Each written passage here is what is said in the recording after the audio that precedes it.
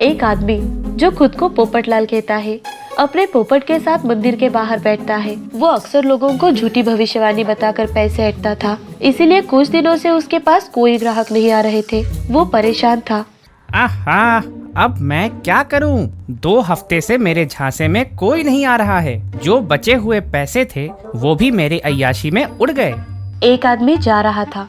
अरे महाराज सुनिए, ये पोपट आपकी भविष्यवाणी बताएगा, जरा इधर तो आइए। अरे भाई, क्या तुम मुफ्त में मेरी भविष्यवाणी बताओगे? नहीं नहीं महाराज, जो आपको सही लगे दे दीजिएगा। 200 रुपए या फिर 500 रुपए। अरे पागल है क्या? 500 रुपए, वो भी भविष्यवाणी के लिए? उससे अच्छा मैं अपने फोन में देख लूंगा, वो भी फ्री में। ये फोन ने तो मेरा धंधा ही चौपट कर दिया है। ठाकुर जी गांव के बहुत ही बड़े व्यापारी थे। आज वो भी मंदिर में दर्शन के लिए आए थे। वो अपनी लंबी सी गाड़ी से उतरे। जब घी सीधी उंगली से ना निकले तो उंगली टेढ़ी करनी पड़ती है। पोपटलाल अपने झोले से एक कील निकालता है और ठाकुर जी के गाड़ी के टायर में घुसा देता है। जब ठाकुर जी मंदिर से बाहर आए तो पोपटलाल ठाकुर जी के पैर पकड़ लेता है। अरे ठाकुर जी, इस रास्ते से मत जाइए, हमें आपके सर पे खतरा दिखाई दे रहा है। शनि का प्रकोप कुछ ठीक नहीं है। अरे हर दिन इस रास्ते से जाता हूँ मैं, कुछ नहीं होगा मुझे। अरे मेरा पैर तो छोड़ो। ठाकुर जी अपने पैर झटकते हैं और अपनी गाड़ी में बैठकर चले जाते हैं। ठाकुर जी गाड़ी में बैठकर चलने लगते हैं। कुछ दूर जाते ही कील अंदर चली जाती है और गाड़ी पंक्चर हो जाती है। तभी गाड़ी का बैलेंस भी बिगड़ जाता है और गाड़ी पेड़ से टकरा जाती है। ठाकुर जी को कुछ खरोच भी आती है। तभी उन्हें पोपटलाल की बात याद आती है। अरे ठाकुर जी, इस रास्ते से मत जाइए, हमें आपके सर पे खतरा दिखाई दे रहा है। शनि का प्रकोप कुछ ठीक नहीं है। अरे अब तक ठाकुर आया क्यों नहीं? कहीं मर तो नहीं गया? तभी ठाकुर जी लगड़ाते लगड़ाते आते हैं और पोपटलाल से कहते हैं, अरे पोपटलाल, हम सच में मरते मरते बचे हैं। और क्या खतरा है मेरे सर पे, बताइए। चल मेरे पोपट, अपना जादू दिखा। एक पत्ता निकाल और ठाकुर जी की भविष्यवाणी दिखा। पोपट एक पत्ता उठाता है और पोपटलाल देखता है।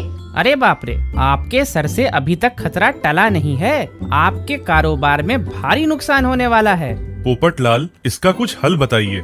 हर दिन गाय को चारा खिलाइए। 2 महीने तक आपके सारे खतरे टल जाएंगे। और ठाकुर जी, थोड़ा हमारा भी ख्याल रखिएगा। ठाकुर जी खुशी खुशी पोपटलाल को 10,000 रुपए देते हैं और वहाँ से चले जाते हैं। ये बात पूरे गांव में फैल गई। अब हर कोई पोपटलाल के पास अपनी भविष्यवाणी देखने आने लगा। अगले दिन से लोगों की लंबी लाइन लगी होती है पोपटलाल से अपनी भविष्यवाणी देखने के लिए। पोपटलाल लोगों को अपने मन से कुछ भी बोल देता था। देख भाई, तुझे 5 दिनों तक नंगे पैर रहना है। 1 महीने तक तुझे एक वक्त का खाना ही खाना है।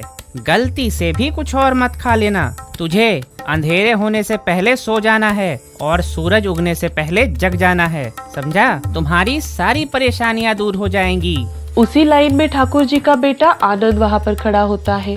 उसकी बारी आती है। मेरी भी भविष्यवाणी बताइए। पोपट, अपना जादू दिखा। एक पत्ता निकाल के इनकी भविष्यवाणी बता। क्या है पत्ती में? 1 महीने तक शनिदेव की भक्ति में लीन हो जा, सब अच्छा होगा बच्चा। दक्षिणा मत भूलना मेरी। आनंद 1 महीने तक शनिदेव की भक्ति करता है। हर दिन शनिदेव के मंदिर में जाता है। हर शनिवार शनिदेव को तेल चढ़ाता है। गरीबों को खाना खिलाता है। पर आनंद के साथ कुछ भी नहीं होता है। आनंद फिर से उस पोपटलाल के पास जाता है। अब पोपटलाल के पास एक बड़ी सी दुकान होती है। लोग वहाँ खुशी से बैठे हुए होते हैं। काउंटर पर एक लड़की होती है और अब पोपटलाल से मिलने के लिए अपॉइंटमेंट लेनी पड़ती है। आओ आओ आनंद, कैसे हो? 1 महीने से शनिदेव की भक्ति कर रहा हूँ, कुछ नहीं हुआ। मुझे लगता है तू एक बहरूपिया है पोपटलाल। तू सब झूठ बोलता है। तेरी तो दुकान ही बंद करवा दूंगा मैं। आनंद गुस्से में वहाँ से निकलकर मंदिर में चला जाता है। अच्छा बेटा, लगता है इसकी गाड़ी में भी कील घुसाना पड़ेगा। पोपटलाल आनंद की बाइक में भी कील घुसा देता है और वहाँ से चला जाता है। आनंद बाइक स्टार्ट करता है। तभी पोपटलाल कहता है कि इस रास्ते से बच जाओ, खतरा है। पर आनंद गुस्से में उसी रास्ते से जाता है। थोड़ी दूर जाते ही बाइक पंक्चर हो जाती है और आनंद बाइक से नीचे गिर जाता है। आनंद बाइक गैरेज में ले जाता है। आनंद के शरीर पर कुछ खरोंचें भी आती है। भैया, आपकी बाइक में तो कील घुसी है। आपके पापा की गाड़ी में भी ऐसी ही कील थी। मतलब कुछ दिन पहले आपकी पापा की गाड़ी आई थी यहाँ। उस गाड़ी में बस कील घुसी थी, बिल्कुल ऐसी ही कील थी। आनंद को सारी बात समझ में आ जाती है। उसने तुरंत ही अपने पिताजी को फोन लगाया और सब कुछ बता दिया। अब तक अनंत क्यों नहीं वापस आया? लगता है उसकी बाइक पंचर नहीं हुई है। ठाकुर जी पुलिस के साथ पोपटलाल के पास आते हैं। अरे आइए आइए ठाकुर जी, बोलिए कैसे आना हुआ? इन पुलिस वालों की भी भविष्यवाणी देखनी है क्या? अरे नहीं नहीं पोपटलाल, ये पुलिस वाले आपका भविष्यवाणी देखेंगे। इस आदमी के दुकान की तलाशी लो। तलाशी लेने के बाद पोपटलाल के झोले से बहुत सारी कील मिलती है। तू इस कील से सबको बेवकूफ बनाता है ना। तूने उस दिन मेरा एक्सीडेंट करवाया था और आज मेरे बेटे अनंत का। अरे क्या वो आपका बेटा है क्या? हे भगवान!